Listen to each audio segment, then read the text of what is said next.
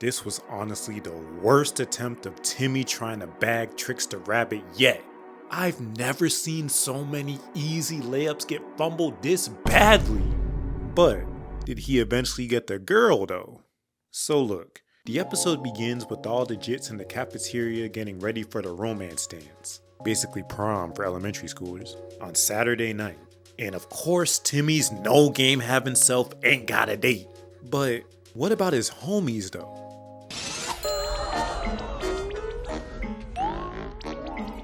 You niggas are weird.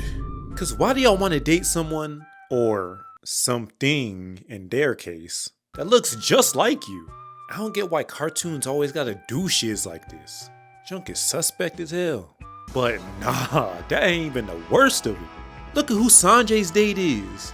Timmy, meet my date, Kimmy. I have 3 goldfish. Nah, this nigga gay. Yeah, that was my raw first reaction to that shiz. I reacted to the full thing on my Patreon, link in the description. And as creepy and sus as his friends are, Timmy's holeless, and they're not. So, Timmy of course decides to ask out Trixie trifling Tang for the 890th time in a row, thinking the worst she can say is no, which was true. But she added an extra step to the humiliation ritual.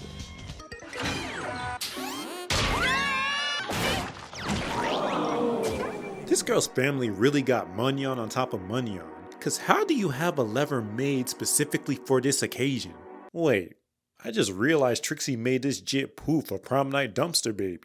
I normally don't like Poof, but that's insane. So, with Timmy back home in his room, having fumbled the Trixie pool again, we see Wanda get a letter from her obsessive stalker, Wandissimo, sending her some beef jerky shaped just like him, which Wanda, out of respect for her man, immediately throws it away.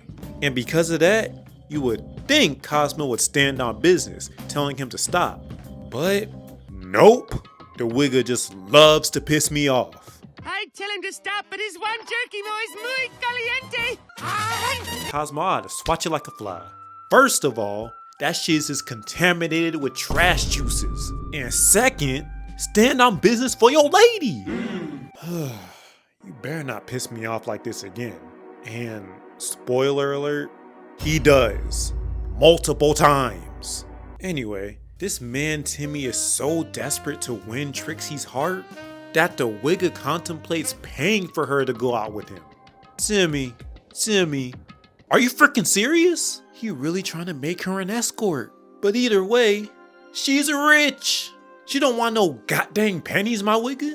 Let's keep it a band, which you don't have, brokey.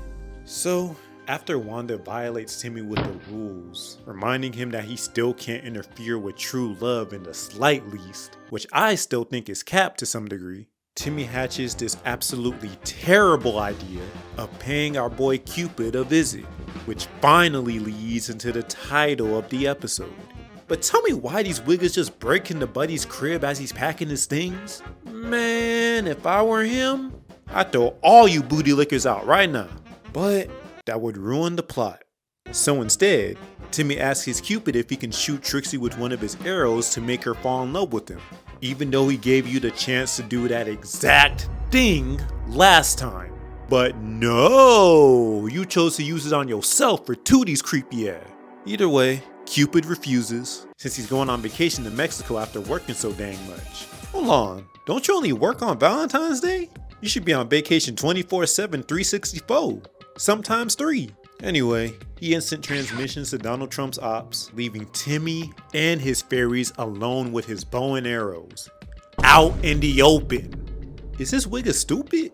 Well, so seeing a golden opportunity in front of him, Timmy goes to grab the bow and arrows, and god dang, maybe he ain't so stupid after all. But Cosmo easily distracts him by throwing that chewed up Wanjerkimo. Yes, that's what it's called.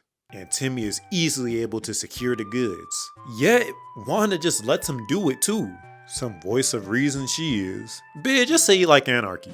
So once they teleport back to Timmy's room, Jit decides to make Cosmo, of all people, his Cupid. What? Bruh, this boy knows that Cosmo has been a dumbass throughout the entire series too.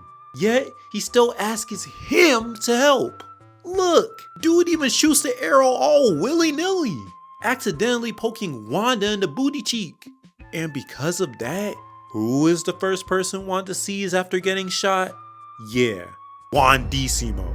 And homegirl ain't waste no time tracking him down too. But what really matters is how Cosmo responds to it. And believe me when I say, Wigga continued to piss me off. My life is ruined! On the bright side, maybe she'll bring back more jerky. Cosmo, what the frick is wrong with you? Your woman is literally about to go smooch on another man. Go after her! You don't really F with Wanda like that for real, I'm convinced. Anyway, Timmy, Cosmo, and Poof's dodgeball looking at pull up to Trixie's crib and attempt to hit her with an arrow. Damn! I don't mess with Trixie, but she didn't deserve all that, gang. So once she comes to, Timmy attempts to ask her to the dance again. But this girl got levers on levers, kicking this wigga out of her house like jazz. Into that same fish dumpster too. Does that boot have a set parameter on where people get kicked to or something? Cause if so, that's some high quality tech right there. And Cosmo's dumbass tries to actually shoot Trixie this time. But that junk ricocheted off of the boot into a telephone pole, then straight into Timmy's dad's butt crack, making dude fall head over heels with the rose bush. Huh? Trust me, this shiz is about to get even more absurd later. And meanwhile, as all that junk is happening, Wanda's love-struck self enters Wandissimo's Wanda-obsessed sanctuary, straight trying to force herself on the bro. And surprisingly, homie doesn't like that shiz at all. And Cosmo still don't give a care neither, over here fumbling another clean shot to Trixie's bum for Timmy, accidentally shooting himself instead. This wigga Cosmo is not real, bro. Now he's in love with himself after looking at his own reflection in the window. Trash boat. Straight turned that boy into Kanye West. Even Poof was looking at bro crazy. But I have a feeling that Lil Jit is about to clutch up in the best way possible. Just watch. So we see Timmy plastering photos of himself all over the front of the school.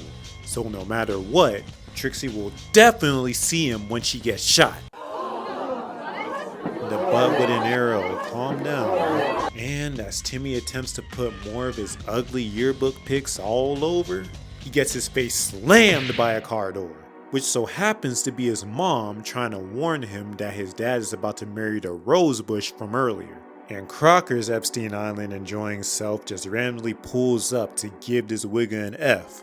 For no reason. Like, get a life, bruh. You ain't got nothing better to do? Either way, Timmy ain't pressed about that shit right now, cause Trixie's about to get on the bus. So Timmy tells Cosmo to lock in and go for the kill. But this self-absorbed green-haired goblin stay messing up. Twice in a row, shooting Timmy's mom and Crocker instead. Spawning the most hear me out ship imaginable. But you know what Timmy's response to that is? Okay, that's seriously a problem. But more importantly, Trixie's getting away and we're down to one arrow. Timmy, you do not care about your parents for real. I mean, understandable, but damn! You and Cosmo got your priorities all the way effed up. But don't worry, he'll start caring eventually, cause things are about to get hairy in the episode real soon. But for now, Trixie is about to get on the bus, and they got one arrow left. Timmy! Ooh, okay, Poof! See, I told y'all my wiggle was finna clutch up. Now, Timmy asks his Trix the rabbit to romance dance for a third time, while getting hit by every single thing in the process. Like, what the heck are all these random assortment of objects doing on the sidewalk anyway? And why can't Timmy see them joints? Either way, Trixie, of course, ends up saying yes, because she has no free will of her own. And now, we're at the dance. with all of Timmy's homies going on dates with their doppelgangers from earlier. Weirdos. And you don't see him, but Sanjay's sweet self is somewhere just smooching up on Timmy's female doppelganger for show. Yeah, this cartoon is wild, bruh. Wait, hold on. Is that Timmy's dad? Why the heck is he here? I don't see any other adults around. Weirdo. But that's not what we're here for right now. Cause just look at what happens when Trixie finally comes through.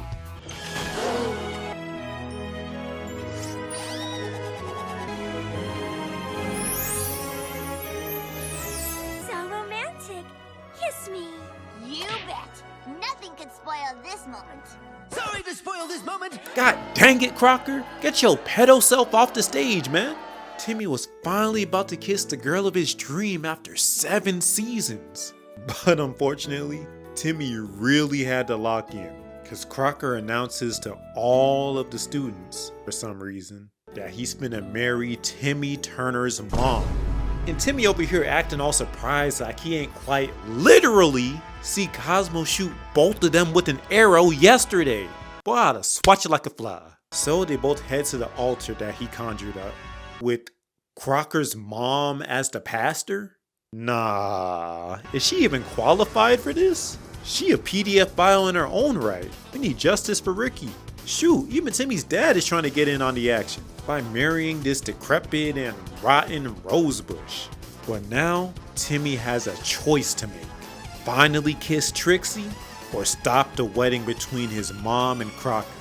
And his dad too, I guess. And to no one's surprise at all, Timmy ultimately chooses to not kiss Trixie and stop the wedding. Which was a stupid choice in hindsight. Cause if I were him, I would have kissed Trixie real quick and then I would have went to go stop the wedding. Like, Timmy don't be thinking for real, bruh. It ain't that hard, gang. I mean, hey, don't get me wrong. It's definitely the right thing to do. But he for sure finna regret not kissing her later on though. Anyway, Timmy's on the move. Still running into each and everything in his path like an idiot.